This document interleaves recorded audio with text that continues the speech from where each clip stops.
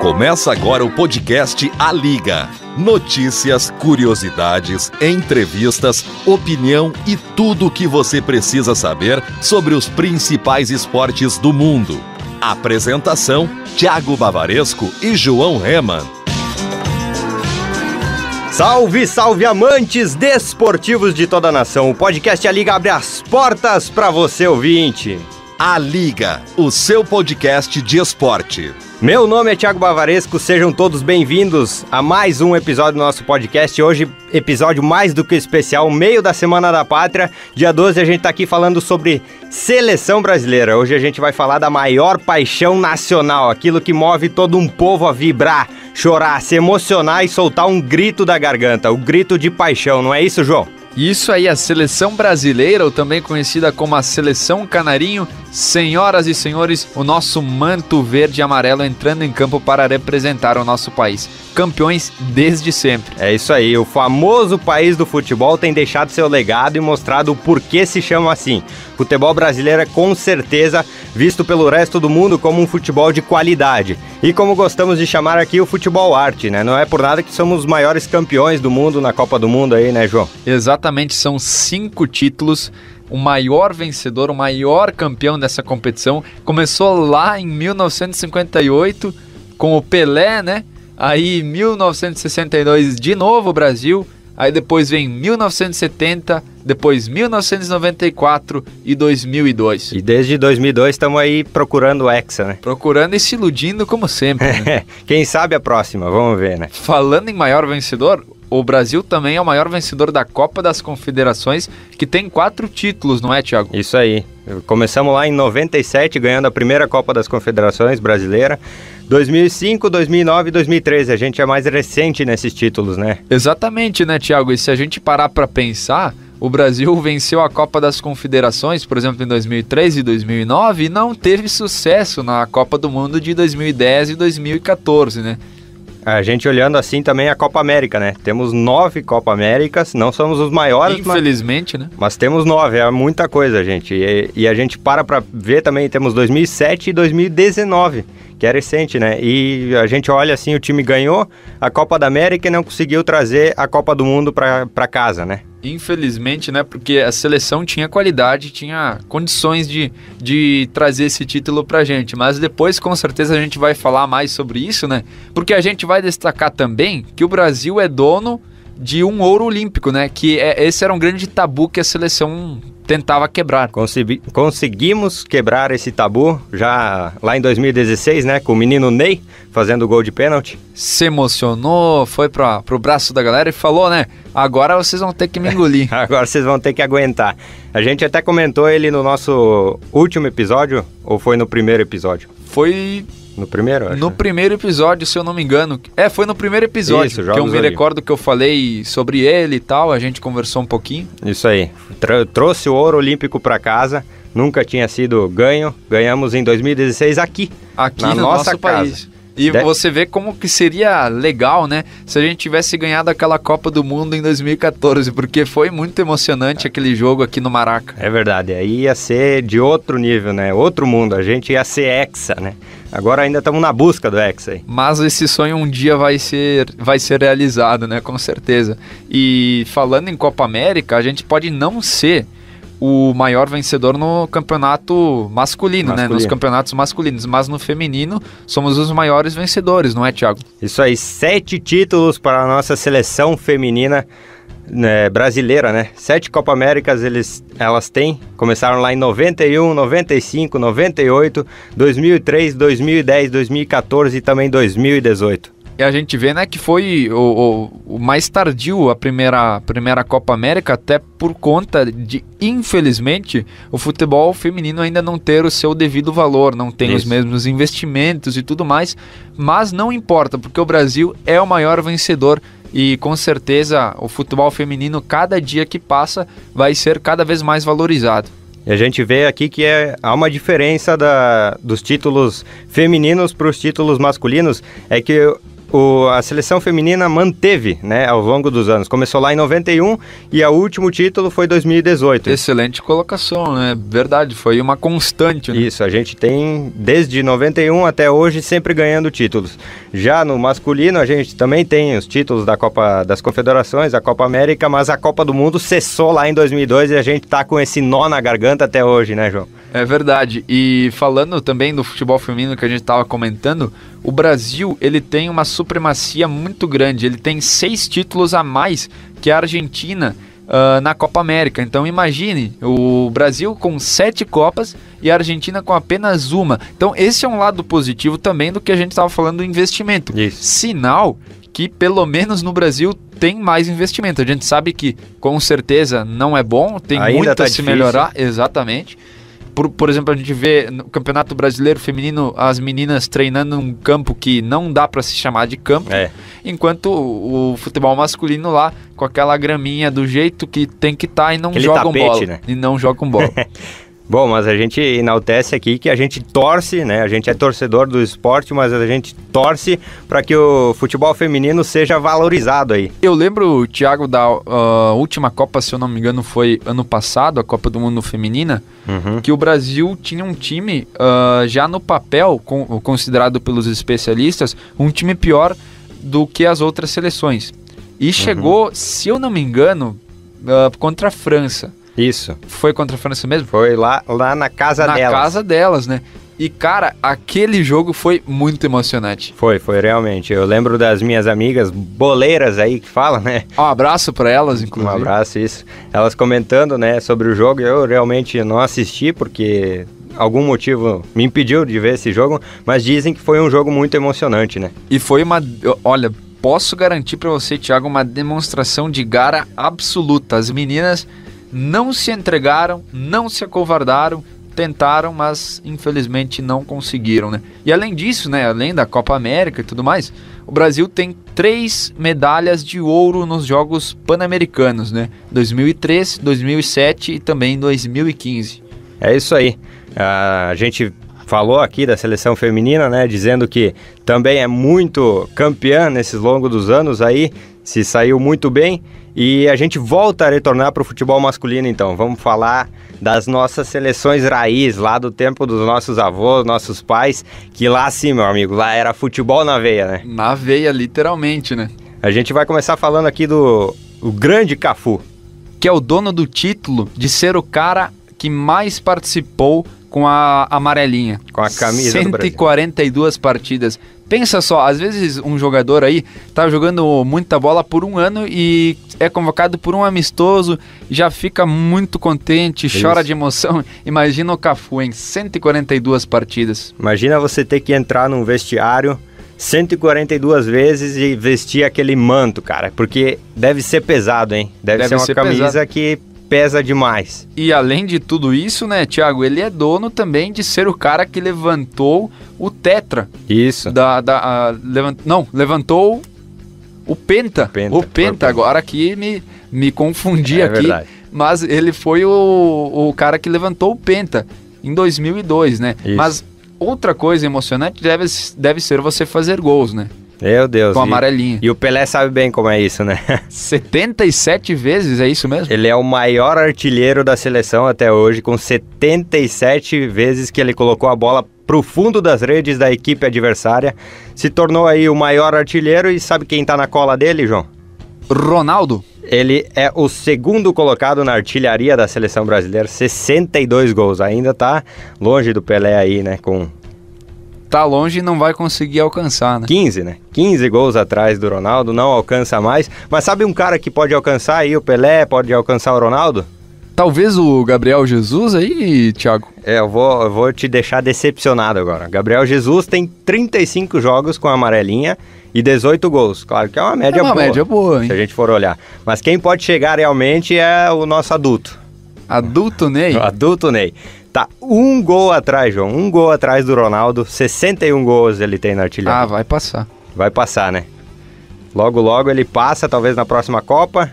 Quem sabe? E tomaras que passe o Pelé também, né? Porque com certeza a gente tem que torcer por isso. Ele tá em atividade e com certeza o próprio Pelé torce para que ele passe esse recorde aí de gols. Com certeza, a gente espera mesmo, só que ele vai ter que ter uma dedicação tremenda, né? Vai ter que se doar em campo o máximo possível, porque talvez falte poucas partidas pela seleção, né?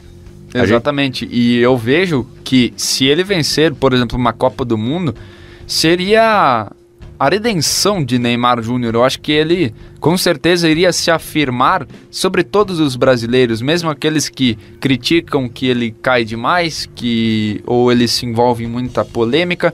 Eu acho que se ele trouxesse uma Copa do Mundo, eu acho que isso ia acontecer um pouco também se o PSG tivesse ganhado a Champions. Isso. Porque antes... porque o Neymar jogou, tinha o Messi, tinha não sei quem do lado. O PSG era uma equipe qualificada, mas não era muito boa. Dá pra se dizer que ele estava sozinho. Exatamente, dá pra se dizer que ele estava sozinho. Então acho que uma Copa do Mundo ia confirmar Neymar Júnior sendo um ídolo dos brasileiros mesmo. Será que resta só 2022 aí pra ele ou tem mais pela frente? Pois é, hoje eu acho que é muito difícil a gente pôr essas palavras assim, porque, por exemplo, o Zé Roberto, né, um jogador que foi muito longe, até hoje está em belíssima forma física, e hoje acho que os jogadores vão cada vez mais longe por conta de todo o estudo que é feito nos preparos físicos, treinamentos, toda a própria aparelhagem, né, que tem, são diferentes da época. A tecnologia ajuda muito hoje em dia, né? Isso mesmo, e o Neymar é um cara que deve ter uma rotina saudável, pelo menos pelo que a gente sabe. Deve treinar pouco, né? Deve treinar pouco. Deve ir longe mesmo com a camisa da seleção. Hoje ele tá com 28 anos, o nosso adulto Ney aí, vai participar da Copa de 2022 com 30 anos nas costas. Dá pra participar de mais uma, né? Dá Tranquilo. Pra participar, né? Dá pra participar. Talvez não vai correr como hoje, mas vai participar é eu o acho que importa. Sim, né? Eu acho que sim, acho que ele vai... E tem que fazer gol. Tem que fazer gol. A gente retorna aí falando do Ronaldo, só uma curiosidade, ele é o maior artilheiro do Brasil em Copas do Mundo, né? O Pelé não tem esse recorde é do Ronaldo, ele é o maior artilheiro da seleção brasileira em Copas do Mundo com 15 gols. E sabe quem participava muito com ele, João? O Rivaldo? O Rivaldo. 5 desses gols, essas participações são junto com o Rivaldo, então o Rivaldo era o companheiro de ataque dele. Uma dupla entrosada, né? Entrosada mesmo, os caras sabiam fazer aquele tic-tac e botar pro fundo das redes pra... Era a especialidade. Alegria geral da nação. E você falou aí que ele é o maior artilheiro do Brasil em Copas do Mundo com 15 gols. Ele era o maior artilheiro de todas as, de todas as seleções, né? Isso. Só que aí vem aquele ano de 2014, aquele ano tenebroso para os brasileiros. Que triste. Aí o Close passou o Ronaldo naquela Copa. É verdade. E se eu não me engano foi num gol contra o Brasil ainda. Se eu não me engano foi contra o Brasil que ele passou esse recorde do Ronaldo. Realmente. Que ano tenebroso, especialmente pro nosso querido Ronaldo. E também pro público brasileiro, né, Pra gente? todos que acompanharam. Sofreu. 2014 tá pra se dizer que tá empatado com 2020 aí nas tristezas. Meu Deus, verdade. Claro que não dá pra comparar 2014 com um ano como esse de pandemia, né? Não, longe disso. Longe disso, exatamente. A gente só fala no âmbito do futebol mesmo e só que agora tudo brincada. está parado, né? E, inclusive, a gente manifesta respeito às vítimas e às pessoas que foram afetadas de alguma forma, com certeza todos desta pandemia de coronavírus aí. Mas a gente estava falando aí de artilharia e a gente vai falar da rainha, porque é literalmente rainha, artilheira, tudo isso possível, né, Thiago? Você sabe como é que é o nome completo dela. Vou dizer pra vocês aqui, Marta Vieira da Silva, ou simplesmente conhecida como a gente como Marta, né? Marta. Com seus 34 aninhos, hoje ela... A idade que o Ney vai ter em 2026. 26, isso. 2 anos à frente, né? Ela já foi escolhida a melhor do mundo em 6 oportunidades. 6 bolinhas de ouro pra coleção dela, João. Imagina, e sendo que 5 foram de forma consecutiva. Então foram 5 anos de ouro. Pensa só, você lá jogando no Barcelona, ganhando 5 vezes seguida o troféu de melhor do mundo. Eu acho que ninguém tem isso, né? Nem Messi, nem Cristiano Ronaldo. Não tem, é só a Marta mesmo. Consecutiva, ninguém deles tem. E desde 2015, ela é a maior artilheira da história da seleção brasileira. Isso contando a seleção masculina e feminina. com 110 gols, cara. Brincadeira ou não? Brincadeira. O Pelé hoje, melhor jogador da história de todo o futebol. Disparado. Com 77. E a Marta, Dona Marta, a Rainha Marta, com 110 gols. Imagine. A Marta também é a maior artilheira da Copa do Mundo feminina e a pessoa com o maior número de gols em Copas do Mundo, masculino e feminino também. Então ela carrega o título das duas classes aí. Ela é a rainha mesmo, como se diz. A rainha mesmo de tudo, né? Tá liderando. E além disso, né, ela é a única até hoje em conseguir marcar gol em 5 diferentes edições da Copa do Mundo. Aí tem tudo aquilo, né? Às vezes o jogador lá comemora muito o fato de ser convocado para uma Copa do Mundo e ele nem entra em campo, mas já comemora muito. E a Marta entrou em 5 e fez gol em 5. Deixou seu legado nas 5, né? É uma marca histórica. Inclusive naquela Copa que a gente estava falando antes do ano passado, ela estava se doando muito. Ela queria muito avançar de fase, né? Mas enfim, infelizmente... o futebol é assim e não deu para o Brasil passar. A gente falou aí do Neymar que vai estar com 30 anos na Copa de 2034? 34, isso. Vamos ver se ele vai ter o mesmo pique da Marta, né? Porque a Marta se doou muito na última Copa, jogou pra caramba. Tomara que ele seja igual. E vai ter que evoluir cada vez mais a parte tática, né, Thiago? Porque conforme o tempo passa, a parte física não vai ajudando tanto, né? A panturrilha começa a pesar. Então você vai ter que se posicionar um pouco melhor, né? Fazer aquele estilo de jogo dos veteranos. Né? Que você é o armador e você só dá aquele tapa sincero pro seu companheiro... Aquela pifada. Aquela pifada para ele entrar na cara do gol e baixar a canastra. Mas agora a gente vai começar a pegar um retrospecto da seleção. A gente vai fazer uma história breve de como foi o desempenho da seleção desde lá, o início até hoje. E a gente vai começar falando da Era de Ouro, que foi de 1958 até 1970. O nome se autoexplica, né? Era realmente uma Era de Ouro para a seleção brasileira e para o Brasil, para o povo torcedor brasileiro, se sentia muito feliz naquela época. Durante esses anos, o Brasil viveu uma de suas melhores fases. Foram 3 títulos em 4 Copas, com um time de estrelas que praticamente correspondia aos times do Botafogo e do Santos. Os principais craques daquele time eram o Pelé, o Vavá e o Garrincha, que o Garrincha a gente trouxe uma curiosidade de que ele tinha a perna torta, uma perna maior que a outra, a coluna também era meio deformada e ele era um dos melhores jogadores do mundo. E depois disso, depois de 1970, foram duros 19 anos de jejum que a seleção brasileira masculina teve que encarar, né? Porque foi só em 1989 que o Brasil faturou a Copa América. Ganhando seu próximo título, né? Então foram quase 20 anos aí de um tempo de sacrifício duro pro povo brasileiro que não conseguia torcer alegremente pro Brasil, né? E essa Copa foi aqui no Maraca também, né? Isso. Mais uma no Brasil.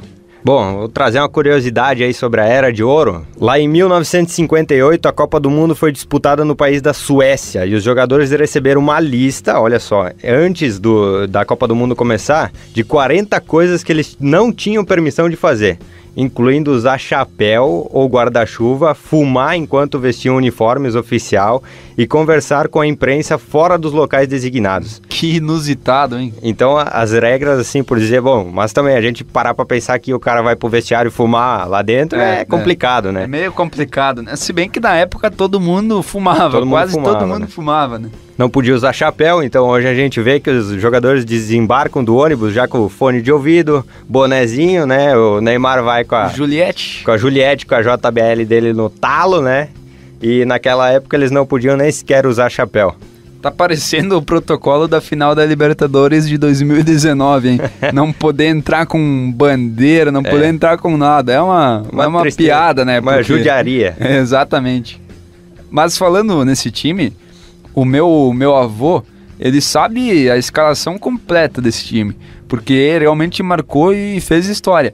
Agora eu imagino o quanto esse time devia ser bom, cara. Porque eram só nomes de história e de peso. Se a gente pega a escalação assim, eu duvido que você olhe a escalação e dos 11 titulares você não conhece no mínimo 6. Nem tenha ouvido falar, é impossível. É literalmente impossível. Bom, nessa Copa de 58, que foi lá na Suécia, foi Brasil contra os donos da casa. Eles abriram o marcador logo nos primeiros 4 minutos, então foi um baque, né, para a seleção brasileira. Tinha conseguido chegar na final, mas tomou um gol logo no comecinho, só que aí apareceu o Vavá.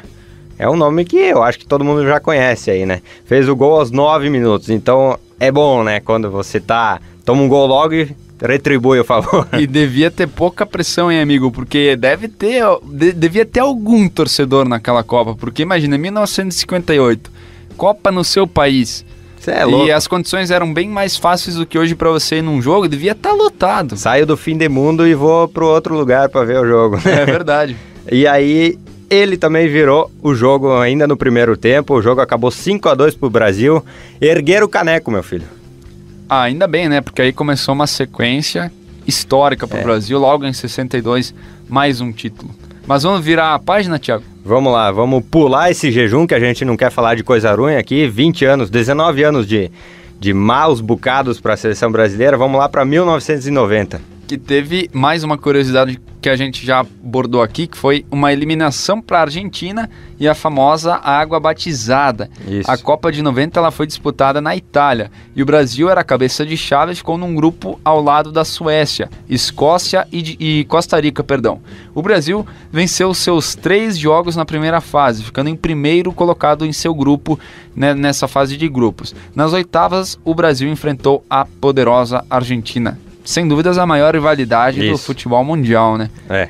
Mesmo criando muitas chances, né? Perdeu com o gol de Cláudio Canidia e foi eliminado pela então campeã argentina, numa partida em que o lateral esquerdo branco sentiu-se sonolento porque bebeu água batizada com um sonífero oferecida a ele pelos argentinos. Só podia ser coisa de argentino. Só podia. Então fica o lembrete, né? Vai pra Argentina, não beba água. Beba Coca-Cola, toma alguma outra coisa, suquinho, pratos. Deve ter lá pra vender também. Você aí que tá treinando pra um dia ser jogador de futebol, quando você estiver lá em La Bombonera, numa pressão, numa final de Libertadores, não tome água deles. Pega o Gatorade, que é melhor. Ou fica sem tomar nada mesmo, que é melhor mesmo. A gente comentou que foram 19 anos de jejum, né? 20 anos até chegar nessa eliminação contra a Argentina. E a gente botava fé que em 90 a gente tinha um time suficiente para ganhar essa Copa, né? Infelizmente derrotados pela Argentina. Então foram 24 anos de maus bocados, né? Para a seleção brasileira. Na Copa do Mundo, né? Na Copa do Mundo, isso. A gente foi ganhar o próximo título lá em 94, o tetracampeonato. Todo mundo também conhece esse título, essas narrações e tudo mais, porque o Brasil, naquela época, ele se classificou nas eliminatórias por meio de um sufoco, porque o Brasil não era nem um pouco favorito para levar aquele Mundial. Isso. Os comentaristas consideravam que aquela seleção era muito defensiva, que isso teoricamente contraria o futebol brasileiro, o estilo do futebol brasileiro, né? Então, no decorrer da competição, o Brasil foi superando barreiras até chegar à final. O jogo daquela final foi eletrizante, né? Porque acabou 0-0 no tempo normal e também na prorrogação, que levou a partida para os pênaltis, né? Isso, nos pênaltis todo mundo sabe o que aconteceu, né? O caneco foi brasileiro mais uma vez, né? Não tinha pra ninguém, nos pênaltis era nós, dava nós, certeza, né? E o Galvão vai à loucura mais uma vez. E a gente separou aqui umas curiosidades bacanas dessa Copa. A primeira é de que o Brasil eliminou os Estados Unidos nas oitavas de final, no dia 4 de julho, que é o dia da independência americana, você que estuda inglês na escola, você aprende muito sobre esse dia, até porque os estadunidenses têm um nacionalismo muito grande. Nesse dia eles põem a bandeira pra fora, erguem a bandeira, falam que batem no peito e falam, eu sou daqui, né? É isso aí, então imagine a pressão, né? 4 de julho, primeira Copa nos Estados Unidos. Aí os Estados Unidos fazem lá essa Copa e cai um jogo contra o Brasil no dia 4 de julho. Aí o Brasil vai lá e... O Brasil que não era favorito. Não era nem para ter chegado aí. Então os estadunidenses estavam pensando, deu nós hoje, meu irmão. Hoje deu nós. Só que aí cheirou, hein? Aí o Brasil tem aquele gingado, né, moleque? O jeito brasileiro. Vamos lá e... Vencemos por 1-0, né? E outra curiosidade é que anos antes, em 1970, o Brasil e a Itália chegavam à final para decidir quem seria o primeiro tricampeão mundial da história. E naquela oportunidade deu Brasil, né? E em 94, Brasil e Itália entravam em campo de novo para decidir, dessa vez, quem seria a primeira seleção tetracampeã mundial de futebol. E nos dois casos deu Brasil. Então cria-se uma rivalidade aí, Brasil e Itália também. Brasil e Itália. Sempre foi um jogão, sempre quando essas duas seleções entravam em campo para disputar alguma coisa ou simplesmente um amistoso, sempre dava jogaço, né? E o Brasil sentiu falta da seleção italiana na última Copa, né? Isso. Que fiasco que a seleção italiana não se classificou para o Mundial de 2018, né?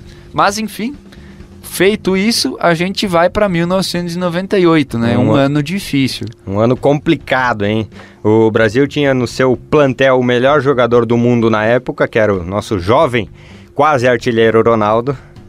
Naquela oportunidade, o Brasil passou por cima de países como Chile, Dinamarca e Holanda, mas parou nos donos da casa na final, para a França, né, meus amigos? Os brasileiros perderam aquela final por incríveis 3-0, numa atuação magnífica de Zidane, claro, né, o nosso carequinha famoso aí. Especialistas dizem que aquela foi uma das maiores atuações individuais da história do futebol. Então imagine, né, o Zidane, que já é bom, considerado a maior atuação individual da história, não teve como o Brasil ganhar, né? Porque depois de uma péssima atuação de Ronaldo naquele dia, muitas histórias foram vazadas à imprensa e ainda continuam sendo vazadas, né? Algumas histórias dizem que o atacante estaria com mal-estar momentos antes de entrar em campo, e as razões ainda não foram devidamente explicadas. Alguns dizem que ele teve convulsões, essa é a que mais escutei em toda a minha vida. Eu também. Que ele teve convulsões, ataque epilético, crise nervosa, e essa aqui eu acho que não é verdade. Eu também acho. Mas, enfim, dizem, né, que pode ter a possibilidade dele ter sido envenenado, né, por um cozinheiro francês. Aí é sacanagem, né, meu amigo? Sacanagem. Aí a gente tem que culpar mais os franceses do que os argentinos, É verdade. E eu espero, né, que se isso aconteceu de fato, que não tenha sido um veneno que poderia ter causado complicações ao Ronaldo, né? No futuro, né? No futuro. Tomara que teria sido, né, um veneno só na hora para passar mal e deu, né? Mas eu acho difícil, João. Eu também acho muito difícil que isso tenha acontecido, né? Só que aí a gente para pensar assim, o Ronaldo já tinha entrado em campo com a amarelinha, né? Era um peso que ele já tinha passado. O cara fazia gol pra caramba. E aí em 98 algo pesou nele, foi uma pedrada na cabeça dele. Exatamente, eu também acho estranho se eles falam que o Ronaldo amarelou, ele já estava acostumado com várias outras decisões, né? Isso. Mas se não deu em 98, deu em 2002. Aí o Penta e a redenção do Ronaldo, meus amigos, aí futebol arte, como a gente comentou aqui no começo. Mais uma vez, né, o Brasil não chegava como favorito naquela Copa, e uma razão era a constante troca de treinadores que tinha antes da competição. Trocou-se muito de treinadores, e isso realmente afeta. Não estava encaixando, né, o treinador certo. Porque, por exemplo, assim, você tá lá, você é treinador da seleção, e você, digamos assim, tem 4 anos para uma Copa, você tem uma série de amistosos que você pode ir convocando jogadores bem diferentes para você ver o desempenho de cada um. Isso. Até chegar a uma que você julga ser a correta, julga ser a melhor, né? Mas, enfim, 2002 foi um grande ano, porque aí o Ronaldo foi convocado com muitos questionamentos e dúvidas, porque ele estava parado há 2 anos com aquele problema no joelho. Inclusive, a Globo, alguns dias atrás, rodou uma reportagem que falava que o Felipão foi muito pressionado por ter convocado o Ronaldo, porque imagine, você tá lá, parado 2 anos e de repente é convocado para uma Copa. Aí ele já começou a polêmica das contratações dele, né, na seleção. Era Luiz Felipe Scolari, ele chamou o Ronaldo 2 anos parado, com problema no joelho, e depois ele veio a convocar aquela seleção de 2014, né, meus amigos? Horrível. Então a gente cria esse medo aí, né? Ô, Felipão, que é isso? Mas naquela Copa, o Felipão brilhou mesmo, assim como todo o elenco brasileiro, né?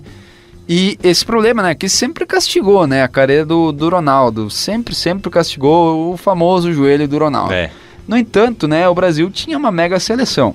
Tinha uma seleção, literalmente, né? Com certeza. E atropelou adversários como a Bélgica, a Inglaterra, a Turquia e chegou na grande final contra a Alemanha, que tinha um poderoso goleiro chamado Oliver Kahn. E nesse sempre teve, na sempre verdade. Exatamente, né, cara? Neuer. Todos esses goleiros aí da Alemanha são muito bons. E nesse mesmo jogo, né, que foi reprisado diversas vezes durante a pandemia, aos domingos à tarde. Para você relembrar, né? Para relembrar. Teve 2 gols do Ronaldo, que era questionado para ser convocado. E o Cafu, como a gente comentou antes, levantou o 5º Mundial brasileiro. Que loucura, né? Eu tava pesquisando aqui a seleção, cara, a convocação, né? Para aquela seleção, a gente tem... Olha os nomes, né? Lúcio, Edmilson, Roberto Carlos, Ricardinho, Ronaldo, Rivaldo, seu aliado, camisa 10, Ronaldinho Gaúcho, o Dida, o Belete, Anderson Polga, cara, Denilson, Vampeta. No banco, né? Rogério Ceni tava no banco, Kaká, meus amigos. Tinha 3 goleiros muito bons nessa seleção aí. É verdade. Mas toda a seleção como um todo, o Ronaldinho, meu Deus... Cara, o Ronaldinho tava numa época aí que, sinceramente, ele tava jogando muita bola. Tava sendo o bruxão que a gente costuma conhecer ele, né? Deitando e rolando. Deitando e rolando sobre todos os adversários. O Ronaldo, né? E, inclusive, falando do Ronaldo, ele teve uma história que... Essa, inclusive, eu assisti naquele documentário da Globo, que ele driblou a imprensa. Porque... ele sentiu um desconforto muscular na fase quartas de final, aí falava-se, imagina, o jogador está 2 anos parado, pode ser uma unha quebrada, mas se ele sentir uma dor, ele já vai pensar, tô fora da Copa, e a imprensa em cima, né? Claro. E então só se comentava de que o Ronaldo poderia estar fora da Copa, e era a fase semifinal, né? O Brasil ia encarar a Turquia. Aí o que o Ronaldo fez? Pegou e fez aquele corte cascão. É verdade. Que todo mundo conhece, aquele corte ridículo. Mas que tem muita história. Eu acho bonito, João. Eu não faria, com todo respeito. Aí a imprensa, então, só comentou sobre o cabelo do Ronaldo. Esqueceram que ele jogava muita bola, meus amigos. E entrou em campo na semifinal e na final. E inclusive fez o gol, né, do Brasil na semifinal. Na semifinal. Pensa, na semifinal e na final ele fez 3 gols. É brincadeira, né? É um grande artilheiro. Aproveitamento 100 e poucos %, né? Mas nem tudo são rosas agora, né? Eu vi que você ia começar a falar. Vamos lá para o nosso temível hexacampeonato. Desde 2006, antes, né? Desde 2002 a gente está em busca, mas 2006 começou a nossa procuração total pelo hexacampeonato. Pelo hexa, tão sonhado hexa. E 2006... todo brasileiro achava que ia ser campeão de novo, porque o Brasil tinha um belo desempenho nas eliminatórias daquela Copa e, além de tudo, tinha uma bela seleção. A gente falou do Ronaldinho, ele estava de novo. Estava de novo ali. A gente falou de Ronaldo, tinha Luiz Fabiano. Tinha uma mega seleção, mas enfim. Veio forte, né? E a gente achava que ia ser o favorito, achava que ia chegar. Infelizmente patinou, né? Patinou, né? Andou com um pneu liso na lama e não deu boa. Não deu certo. E começou aquele Mundial, né? Como a gente falou, sendo favorito, o maior favorito e o atual campeão. Então, muitos especialistas, eles acreditam que o otimismo exagerado custou caro aos brasileiros, né? Eles dizem que no ambiente tinha muita fara, né? Na concentração, e que alguns jogadores estavam acima do peso ideal para jogar uma Copa. Na verdade, se a gente parar para analisar, sempre foi assim, né? Sempre foi uma... Isso é verdade. Loucura. Ronaldinho entrava com pandeiro no vestiário e... ônibus e tudo mais. Batuque pra lá e pra cá, só que naquela época não deu. E olha que eu peguei a escalação de novo pra gente ver, não muda muito de 2002 não, hein? Tem Dida, Lúcio, Roberto Carlos, Cafu. Meu Deus do céu, cara, isso aí é uma baita seleção. O Kaká, o Adriano, o Ronaldo... E não deu pra nós, né? Cara, eu sinceramente fico chocado, cara, com o elenco que a seleção brasileira tinha. Aqui a gente pode falar que tinha time sim pra ganhar o Mundial e não conseguiu. Não tem desculpa, né? Não tem desculpa. E a seleção daquela época, né, deu continuidade a mais uma maldição, que é a maldição francesa, cara. A seleção francesa eliminou o Brasil de novo, por 1-0, gol de Thierry Henry. Né, que Isso. De novo, né, o Brasil então eliminado pela França. E olha esse nome aí que você falou, Thierry, Zombou muito a nossa gente aqui, né? Ele ficava aparecendo nas noites, nos pesadelos, assim, direto, né? Sempre aparecia. Uma eliminação dura mesmo, né? Falando em outra eliminação, João, 2010. 2010. Essa também é complicada da gente falar, porque aí aconteceu muita mudança na seleção. Troca de treinador. E promessas, né? Porque o Pareira foi demitido, né? Isso. Aí o Dunga assumiu o comando. Aí, mais uma coisa interessante pra gente falar. O Dunga assume a seleção sem nunca ter treinado um clube. Mas, enfim, beleza. Ele... Estavam apostando demais, Estavam apostando demais. Aí, o que era uma coisa que a própria torcida e a imprensa cobrava era que a seleção parasse de ter aqueles bruxos. Aqueles bruxos. Roberto Carlos, Cafu, Ronaldo, Emerson Rosa, todos esses jogadores que já estavam muito tempo na seleção. Porque tinham perdido em 2006, então se acreditava que tinha que renovar a nossa seleção. Renovar a seleção. E já estava com uma média de idade meio avançada, né? E aí, começou bem o Dunga, né? Em 2009, foi campeão, então, da Copa das Confederações e chegava com muita moral em 2010. Né? Isso. Só que aí, meu amigo, aí ele botou uns caras meio loucos de novo aí pra jogar, né? Botou o Luiz Fabiano, o Kaká, e não deu boa. O Brasil foi eliminado, né? Pela Holanda, e naquele jogo começou vencendo por 1-0. Se não me engano, foi um gol do Robinho. Começou vencendo por 1-0, com aquele uniforme azul, né? E foi pro intervalo com esse placar. 1-0 contra a Holanda. Vamos se classificando para a próxima fase. Isso, foi o Robinho que fez o gol, sim. Foi o Robinho mesmo. E aí começa literalmente pesadelo, porque aí no segundo tempo tudo mudou e a Holanda virou a partida com 2 gols do Sneijder. Acho que é assim que fala, né? Eu nem ia me arriscar aqui falar. Eu sempre conheço ele como Sneijder, né? Então, beleza. É um nome pesado pra se dizer. Pesado, né?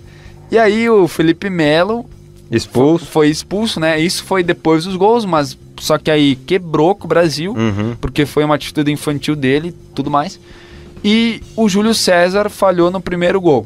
E você pode pesquisar no YouTube, a bola é cruzada, e o Felipe Melo e o Júlio César assim, trombam e aí a Holanda faz o primeiro gol. É verdade. E isso aí é motivo de chacota, porque o Felipe Melo levou muito tempo para se recuperar, o Júlio César chorou muito, enfim. Sim. Foi uma eliminação dura, mas triste, né? Que o Brasil tinha mais uma vez uma boa seleção, né? Até agora que a gente falou, tu comentou do uniforme, tem esse mal olhado dizer que a seleção não ganha com o uniforme azul, né, cara? Que coisa, né? Maldição. Uma maldição, né? Só que como é que a gente vai jogar de amarelo contra os caras que vem a laranja mecânica aí, que eles falavam, né? Aí ia ficar... As vistas iam arder, né? Sem condições. Vou dizer mais uma coisa aqui. Olha a substituição que foi feita aos 77 minutos do jogo. O técnico Dunga tirou o Luiz Fabiano pra pôr... Você nem sabe quem. Você sabe quem? Grafite? Nilmar, meu amigo. Nossa senhora. Você lembra desse cara? Onde é que tá esse cara? Eu não... Pois é. Inclusive, eu acho que você falou do Nilmar, eu acho que ele teve uma depressão e coisa. Ele teve uma séria depressão e tal. Mas ele era um grande jogador, isso é óbvio. Porém, é inusitado ele estar numa Copa do Mundo, né? Eu nem me recordava disso aí, né? Que ele tinha sido convocado para uma Copa do Mundo. Inclusive, teve muita chacota também das convocações do grafite do goleiro Aurélio Gomes. Tipo assim, eu na época não acompanhava muito o futebol, acompanhava, mas eu não conhecia. Talvez as pessoas que acompanhavam constantemente conheciam. O grafite com certeza, né? Jogou muito, mas os mais velhos não conheciam. E eu lembro que os mais velhos ficavam brincando, né? Grafite Gomes, nunca ouvi falar. Como é que vamos ganhar uma Copa do Mundo? Não dá, né? Mas enfim, inclusive eu aconselho ao pessoal, tem aí no YouTube, uma vez eu vi, a tradução da linguagem labial, acho que é assim, que o Dunga fez nesse jogo. Eu também já assisti isso, eu acho. Alguns palavrões e tal, mas é bem interessante. Imagina só, né? O clima devia estar tenso, não tem como você não largar um pi no meio do jogo, né? Mas aí 2011, né, Thiago, o pessoal pensa, vamos lá, vamos ganhar essa Copa América, ajeitar a casa, né? Isso. Só que aí, né, não deu certo. O Brasil demitiu o Dunga. Começa assim, né? Vamos reformular o time e vamos começar de novo. Exatamente. Primeira peça que tem que tirar. Dunga, sai fora. Dunga, sai fora o Dunga. E aí eu li que a seleção tentou o Muricy Ramalho e não aceitou. Aí foi pra cima do Mano. O Muricy era meio carrasco mesmo, né? Ele não tava muito afim de... E quando o cara ou quando o Muricy tá estressado, sai da frente. É melhor não mexer com ele, não. Aí botaram o Mano Menezes. Na época era treinador do Corinthians. Ele teve grandes testes na Copa América de 2011. No entanto, na fase de grupos, a seleção brasileira começou mal e depois acabou sendo eliminada para o Paraguai. Os nossos companheiros aqui do lado, os vendedor de muamba, vai pegar mal falar isso. Pegar um pendrive aí. Eliminaram a gente nos pênaltis nas quartas de final, né? Aí em 2012 a gente falava de ajeitar a casa, o Brasil tinha então o sonho de ser campeão olímpico. E foi lá em Londres, aí foi indo, né, pra lá e pra cá, Neymar, Lucas Moura e tal. Só que aí perdeu a decisão pro México por 2-1. Mais um baque, né? Complicado, né? A gente tava atrás do primeiro ouro olímpico, né? Não chegou em 2012, tivemos a oportunidade e não deu. Aí vamos lá pra 2013, chamaram um cara de novo que começou toda a polêmica. Chamado de retranqueiro e não sei o que. Exatamente. Blá. Mas volta ele, o Felipão, porque o Mano Menezes foi demitido, né? Não tinha como segurar o cara, né? Foi demitido. Aí veio o Luiz Felipe Scolari e logo no início ele quebrou uma das maldições. Ele quebrou, porque essa era dura, hein, amigo? Num amistoso, diante da França, na Arena do Grêmio, que até então tinha nem um ano. Isso. Né? Foi em 2012. Novinha. Aí foi lá o Brasil e venceu por 3-0. E depois de 21 anos sem vencer aquela seleção francesa. Aquela seleção que deu para nós todas as tristezas possíveis dentro... Onde tudo começou a dar errado. Onde tudo começou a dar errado. E o Felipão fazendo essa conquista, né, quebrando esse tabu, ganhando, ainda em 2013, a equipe dele sagrou-se ainda campeã das Copas das Confederações. Uma grande final contra a Espanha, no qual o Brasil venceu por 3-0. Então o Felipão voltou e botou respeito, porque a Espanha era atual campeã do mundo, aí o Fred foi lá, fez gol na Espanha, Maraca mais uma vez lotado, e o Brasil então pensou, 2014 é nosso. É nós. E aí... Fiasqueira, né? Depois de 64 anos, o Brasil voltou a sediar uma Copa do Mundo no país. Na nossa casa, meus amigos. Só que aí não deu certo, né? A seleção foi passando na barrigada. Foi lá contra o Chile, foi difícil, Colômbia... O Thiago Silva chorou lá nos pênaltis. Sempre empurrando, né? A única coisa boa daquela Copa foi aquele golaço do Davi Luiz. Eu não sei se eu falo a escalação ou não falo, porque olha... Olha, fala aí e a gente vai classificar os jogadores. Vamos lá então, Júlio César. Passou do tempo. Para 2014 passou do tempo, infelizmente. Daniel Alves, baita jogador. Muito bom. Thiago Silva, era o nosso capita, né? Nosso capita. Qualidade, era bom, só que teve aquele episódio que marcou, né? Davi Luiz, aí... Eu acho que aí é um pouco pesado. Complicado. Eu acho que, assim, para um reserva tá beleza, mas para titular era complicado. Marcelo. Muito bom, sem contestações. Falar, né? Isso aí. Luiz Gustavo. Quem é esse cara? O Luiz Gustavo, não. Ele é bom jogador, mas acho que não pra reserva tá beleza. Paulinho, e aí? O Paulinho é uma situação bem legal de falar, porque o Paulinho era sempre muito contestado, e não sei o que. Aí ele voltou com o Tite, jogou muita bola no Barcelona. Jogador de seleção, falavam, né? Mas... E aí no Barcelona ele foi lá, jogou muito, só que aí voltou pra China. Aí agora ninguém mais lembra dele, então já podemos falar de outro. Só dando uma curiosidade do Paulinho, ele é o 40º na artilharia da seleção brasileira, né? Ele tem 56 jogos, 13 gols.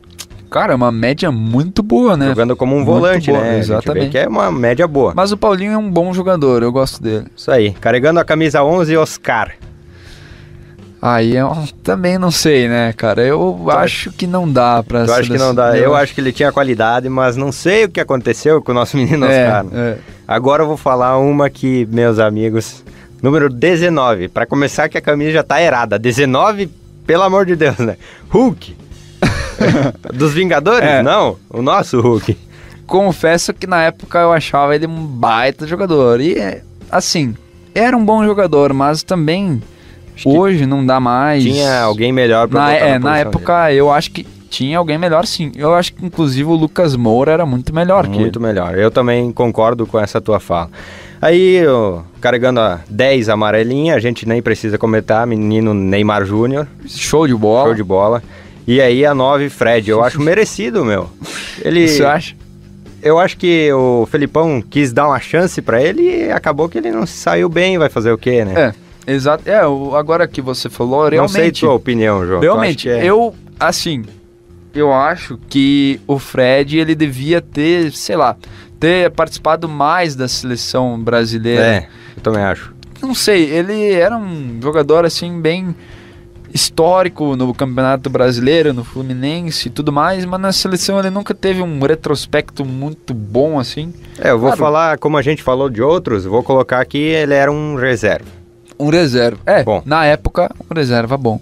Porque atacante sempre fez falta pro torcedor brasileiro. Beleza, Fred, tranquilo, né? O nosso reserva aí da seleção, na nossa opinião, né? E aí, aos 68 minutos do jogo contra a Croácia, lá o primeiro jogo da primeira fase, entra um nome um tanto quanto diferente aí, camisa 20, atacante, Bernardo. Olha, esse eu acho que era mais fora, assim, do contexto da época. O que tá acontecendo, né? De onde é que veio, o que é esse cara? Beleza, ele ganhou a Libertadores com o Atlético Mineiro, só que não é tudo assim, não é assim. Por exemplo, assim, 2017 o Grêmio foi campeão da Libertadores, o Luan não foi convocado. Isso aí. E, sei lá, eu acho que o Bernard foi o maior engano do Felipão. Foi um cara, assim, muito fora dos trilhos. Na verdade, eu acho que o Felipão se enganou muito, né? Mas vamos passar a bola, né, João? Chega de falar de fiasqueira aí. Só que a gente vai passar a bola e falar de uma coisa que já estava acontecendo. De mais uma fiasqueira. O retorno do Dunga, cara. Pelo amor de Deus. Depois, eu não entendo, cara, a lógica. Aí, beleza. O Dunga foi demitido da seleção, assumiu o Inter por acho que nem um ano. Não deu nem um ano e foi mal. Aí eles vão lá, vamos contratar o Dunga. Vamos dar mais uma chance. Mas se o cara já não engrenou na primeira, meu amigo, não tem essa de segunda chance. Não tem. O Felipão teve a segunda chance porque na primeira ele se mostrou que fez um bom trabalho, então ele recebeu essa segunda chance. E outra que assim, Thiago, e essa é a minha opinião, depois de você tomar 7-1 em casa, eu demitiria todo mundo. Parei. E começava uma nova seleção, uma nova safra. Botar um técnico nunca entrado na seleção, a minha opinião. Exato. Um cara com uma visão de fora, né? Diferente do que já estava acontecendo. Mas é que aí também teve aquelas histórias de corrupção. Teve muita gente presa na CBF, mas beleza. Aí, na Copa América de 2015, né? Mais um fiasco. A eliminação para o Paraguai nos pênaltis nas quartas de final. Inclusive, o menino Ney perdeu um pênalti naquela oportunidade. Só que aí, se você acha que já tá ruim, tudo piora, né? Sempre dá para piorar, né? Em 2016, a pior campanha da história da seleção brasileira. Pelo amor de Deus, Copa da América, o Brasil nem se classificou para a próxima fase da competição, né? Num grupo formado por Equador, Peru e Haiti, meus amigos. Lê de novo, Thiago, é impossível. Cara, lendo isso aqui, é fora do comum a gente parar pra pensar assim, né? Equador, Peru e Haiti. Não dá, cara. Não dá pra acreditar assim, né? Aí a renovação aconteceu de verdade. Aí o Tite foi escolhido para ser o novo treinador da seleção. Famoso fala muito, meus amigos. Fala muito. E chegou lá, né, com... Todo mundo botou fé, como a gente fala. Isso. Todo mundo botou fé no Tite. Porque era um treinador que agradava todo. Porque assim, a seleção brasileira tem que agradar os adultos, tipo assim, com 60 anos e tal. Isso pesa muito. E o Tite era um cara que tinha muito respeito com essas pessoas. E aí, em 2016, o Brasil venceu o ouro olímpico, tudo começou a dar certo e tal. O Brasil venceu o ouro olímpico, a gente já falou muito disso aí, naquela equipe que não era treinada pelo Tite, né? Era pelo Rogério Micali. Mas aí todo mundo achou que ia dar uma boa, que 2018 seria um bom ano para levar o Hexa. Mas quem montou foi o Tite, né? Quem montou a seleção. Acho que foi o Tite. Beleza, então. Ele realmente chegou e aquela frase famosa que a gente sabe, aquele vídeo dele falando fala muito, se refere ao jogador parar de falar e jogar a bola, né, meus amigos? Ele gostava que os caras davam a vida, davam raça no campo mesmo. E ele é um cara muito bom. Olha só a carreira do Tite de cabeça. Ele foi campeão gaúcho com o Caxias em cima do Grêmio, o único título gaúcho da história do Caxias. Veio pro Grêmio, ganhou a Copa do Brasil e infelizmente não ganhou a Libertadores de 2002 por um acaso que a gente não entra aqui, mas que deu um pênalti meio duvidoso. Aí ele foi, não sei pra onde, mas ganhou o título no Inter e tem respeito do Grêmio e do Inter. Isso é muito difícil de acontecer. Ele ganhou e aí foi pro Corinthians. Aí, meus amigos, aí a gente nem precisa comentar aqui que ele... maior treinador da história do Corinthians. Botou o Corinthians lá em cima, né, na glória eterna. E aí a gente vai pra 2 anos depois, frustração de novo, João. Mais uma vez, e essa aqui eu senti na pele. Essa aqui é da nossa mesmo. Essa aqui eu senti na pele. 2014, eu não sei, eu torcia muito pela seleção, mas eu pensei, alguma coisa me falava, o Brasil não vai chegar. Tava nítido, com aquele time lá, João. Como eu falei antes, foi empurrando com a barriga. A gente vai passar aqui no sufoco, depois vamos passar no sufoco ali. Mas 2018, eu achei, com todo respeito a todo mundo, que o Brasil ia levar o caneco. Eu não sei se a gente se iludiu demais com o time, mas eu acho que tinha time pra chegar. Tinha time, cara. Eu também acho que tinha time. Só que aí naquele jogo contra a Bélgica a gente perdeu por 2-1. Só que, cara, aquele jogo pode pegar os melhores momentos. O Brasil jogou muita bola. Jogou. O Brasil jogou. Foi uma falha ali do Fernandinho e tal, beleza. Mas o Brasil jogou muito, cara. E depois do Renato Augusto ter descontado, o Brasil quase empatou. Quase fez. Meu Deus, cara. Mas beleza, né? Lembro muito desse jogo, só que a Bélgica tinha seus nomes também. Tinha seus nomes. Tinha o Courtois, o Lukaku, De Bruyne, hoje apontado como o melhor meia do mundo. Verdade. Tinha uma série de jogadores, Meunier, enfim, fizeram a diferença. Fizeram a diferença. E eu achei, tipo assim, que a Bélgica poderia incomodar muito. O meu palpite, depois que o Brasil foi eliminado, era certamente de que a França passaria. Mas seria campeã, né? Mas a Bélgica poderia incomodar. Só que aí você lembra, Thiago, que a Bélgica quase caiu fora pro Japão? É verdade. O Japão que não tinha tantos nomes, tinha 1 ou 2 nomes conhecidos aí, uma seleção fraca, por assim dizer, e eles quase patinaram, né? Quase saíram. E aí, não sei não, cara, se a história não ia ser diferente. Mas também, né, a própria França quase caiu pra Argentina, você lembra? Isso. Não jogou melhor que a Argentina, quer dizer, jogou muito melhor que a Argentina, só que tomou a virada, né? E depois, claro, virou de novo. Mas enfim, também passou seus sufocos. Jogo é jogo, né? Eu acho que em 2018 tudo deu errado quando o Tite caiu. aquele dele contra a Costa Rica. Cara, essa foi a melhor cena da Copa. Virou meme, né? E dá pra dar risada até hoje, porque foi magnífico. E ele levanta e xinga e reclama. Nem aí, né? É muito, muito bom. O Tite, realmente, aquele tomo foi muito engraçado. Aí 2019... Copa América em casa, vamos lá ganhar essa Copa. Isso. E o Neymar não participou, né? Não participou.